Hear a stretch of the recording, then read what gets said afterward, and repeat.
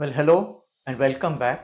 मैं doctor Abhimanyu Sengupta, senior consultant paediatrician, Ankura hospital for women and children, Pune से। Summer season is upon us and बाहर के temperature already 40 का मात्रा पार कर चुका है।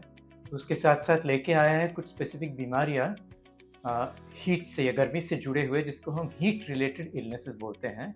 तो आज बेसिकली हम डिस्कस करेंगे बच्चों में हीट रिलेटेड इलनेसेस के बारे में। तो before we get into the specifics, ये हीट रिलेटेड इलनेसेस जो होते हैं वो क्यों और कैसे होता है, इसको थोड़ा सा जान लेते हैं।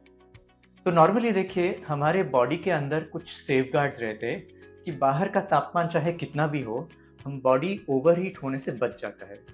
जैसे कि समझिए, गर्मी के मौसम में आपको पसीना, हम सभी को पसीना आता है। पसीना क्यों आता है? क्योंकि वो पसीने के इवेपोरेशन से हीट लॉस होता है और बॉडी ओवरहीटिंग से बच जाता है। लेकिन कभी कभी क्या होता है, अगर बाहर कड़ाके की गर्मी हो, हवा में बहुत नमी हो यानी ह्यूमिडिटी ज़्यादा हो, जिसकी वजह से वो स्वेट ठीक तरह से इवेपोरेट नहीं हो पाता हो, या बॉडी में इंटरनल हीट तैयार होता हो, समझिए आप बहुत स्ट्रेन्यूअस एक्सर्शन कर रहे हो या सफिशिएंटली आप फ्लूइड्स नहीं ले पा रहे हो वो स्वेट के लॉसेस को रिप्लेस करने के लिए, तब ये सब कूल डाउन मैकेनिज्म जो होते हैं बॉडी में, वो धीरे धीरे फेल होने लगते हैं और तब ये हीट रिलेटेड इलनेसेस होते हैं।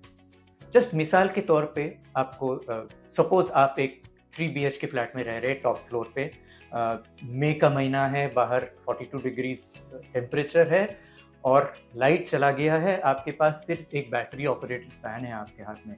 आप पूरे घर को आप कूल कर पाओगे? जाहिर है नहीं कर पाओगे। यही होता है हीट रिलेटेड इलनेसेस में, ये कूल डाउन मैकेनिज्म सब फेल होने लगते हैं। आमतौर पे ये बच्चों में और टीन्स में ज़्यादा दिखने को मिलते हैं। ये क्यों? क्योंकि बच्चे और टीन्स, ये बाहर का टेम्परेचर से बॉडी टेम्परेचर एडजस्ट करना इनका थोड़ा सा स्लो होता है अडल्ट्स के मुकाबले में। सेकेंडली, वो एक्टिविटी के साथ बॉडी में हीट ज़्यादा प्रोड्यूस करते हैं, स्वेटिंग भी थोड़ा सा कम होता है। और एक फैक्टर जो इम्पोर्टेंट है बच्चों में, वो खेलते वक्त या एक्सरसाइज करते वक्त या गेम्स खेलते वक्त स्पेशली, वो उनका टाइम का कोई ख्याल नहीं रहता, तो बीच में वो रेस्ट पीरियड नहीं लेते हैं, ड्रिंक नहीं करते, हाइड्रेट नहीं करते हैं ताकि वो स्वेट लॉसेस को रिप्लेस करे। इसलिए बच्चों में और टीन्स में ये ज़्यादा देखने को मिलते हैं। ये हीट रिलेटेड इलनेसेस के कुछ रिस्क, ये होता तो किसी में भी हो सकता है, लेकिन कोई स्पेसिफिक इंडिविजुअल्स, कोई स्पेसिफिक कंडीशंस में ये ज़्यादा मात्रा में हो सकता है।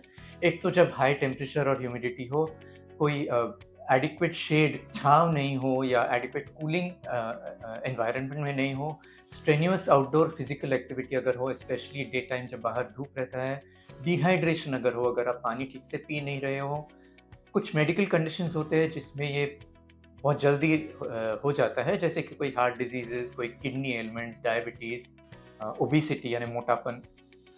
कुछ मेडिकेशन से ये प्रॉब्लम्स बढ़ सकता है, जैसे कि डायूरेटिक्स यानी यूरिन क्वांटिटी बढ़ाने की जो दवाई होते हैं, कुछ बीपी मेडिकेशन होते हैं, थायराइड के मेडिकेशन होते हैं, कुछ साइकियाट्रिक मेडिकेशन होते हैं।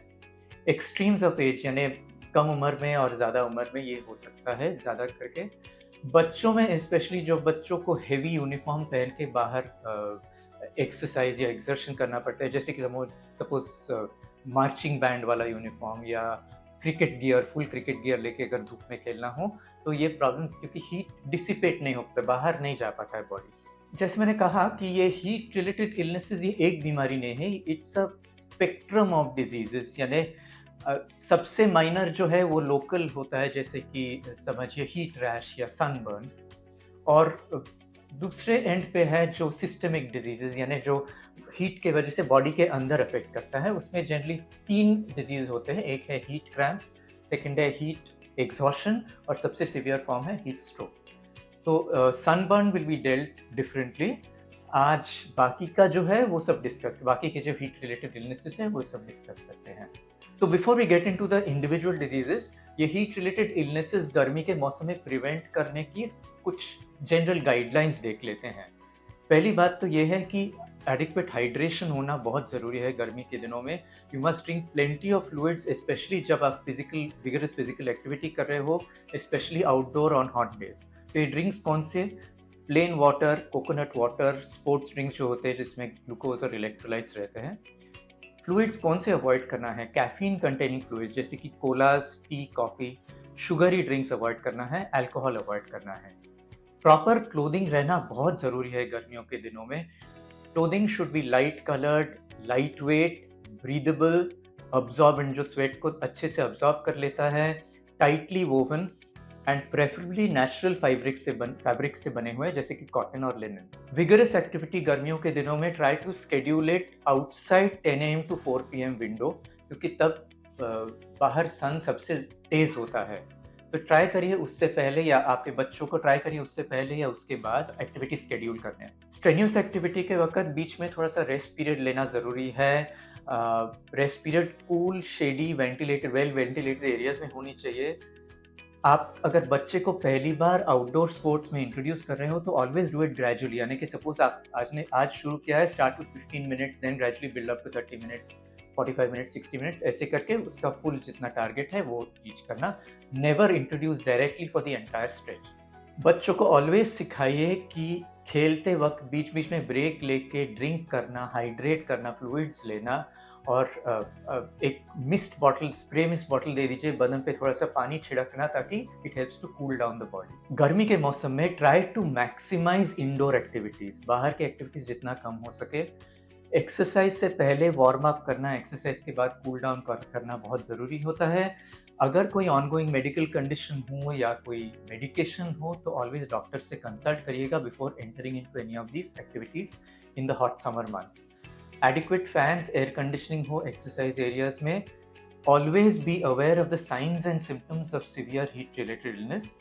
और अगर आपने हीट एग्जॉशन या हीट स्ट्रोक के कुछ सिम्टम्स अगर नजर आए आप में या और आपके पहचान में किसी को, तो always seek medical attention immediately. तो coming to the simplest form of heat related illness, this is heat rash, जिसे हम मेडिकल कंडीशन में, मेडिकल लैंग्वेज में मिलियरिया बोलते हैं, या हिंदी में घमौरिया बोलते हैं, या प्रिकली हीट बोलते हैं। तो ये कैसे होता है? जनरली ये आमतौर पे थोड़े से इची बम्प्स जैसे रेडिश इन्फ्लेम्ड स्किन होता है, टिपिकली स्वेटी एरियाज में, हॉट ह्यूमिड वेदर में।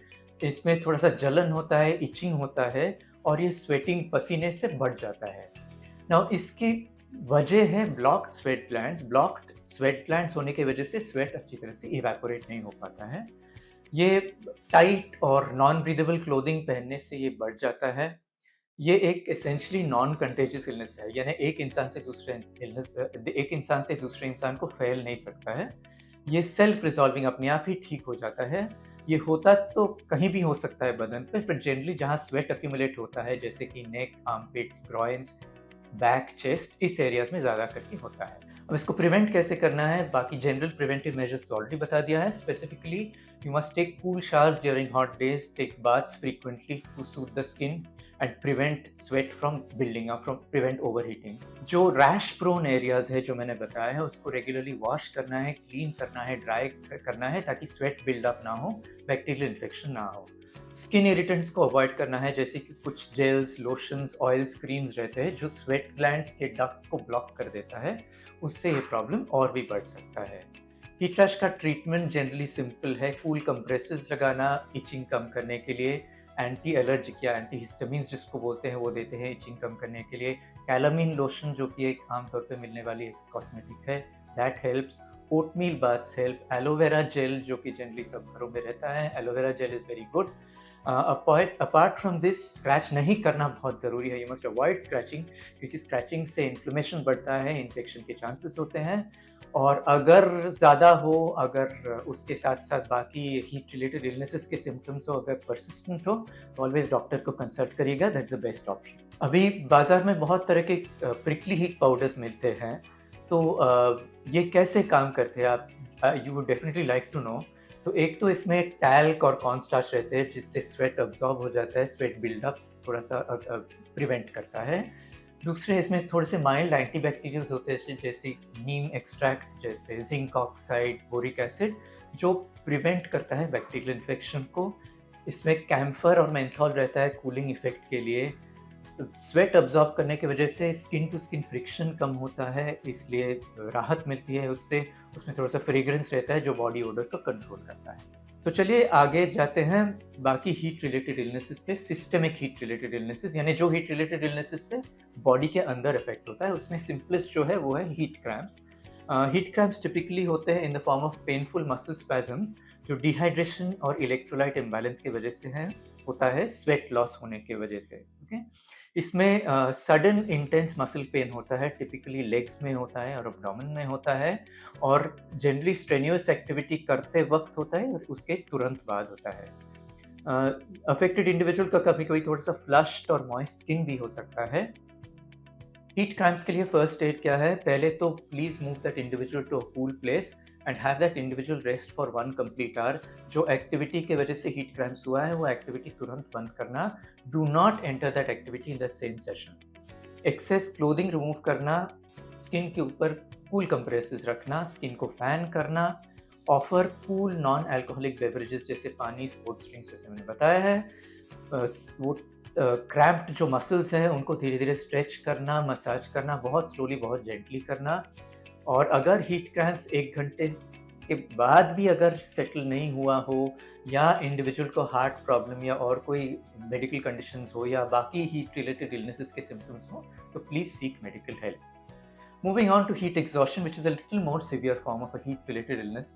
In this, body loses excessive water and salt through the sweat, जिसके वजह से ब्लड प्रेशर ड्रॉप होता है।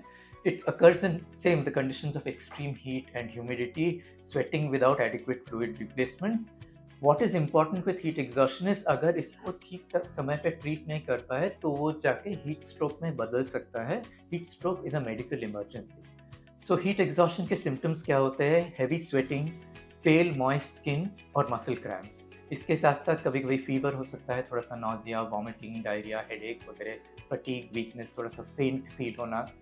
इसमें first aid measures heat rash में जो होता है सेम है, लेकिन उसके साथ साथ बहुत अग्रेसिवली उनको रिहाइड्रेट करना, हाइड्रेट करना बहुत ज़रूरी होता है। उनको लाइंग डाउन पोजीशन में रेस्ट कराना ज़रूरी है क्योंकि बीपी कम होता है, और कूल शावर या स्पंज बाथ दे सकते हैं। अगर कोई इम्प्रूवमेंट नहीं हो या और कोई कोमॉर्बिडिटीज़ हो उसके साथ, या अगर इंडिविजुअल फ्लूइड नहीं ले पा रहा हो, please shift to a medical centre क्योंकि शायद इंट्रावेनस फ्लूइड्स देने की ज़रूरत हो सकती है। From this we will move on to heat stroke, which is the most severe form of heat related illness.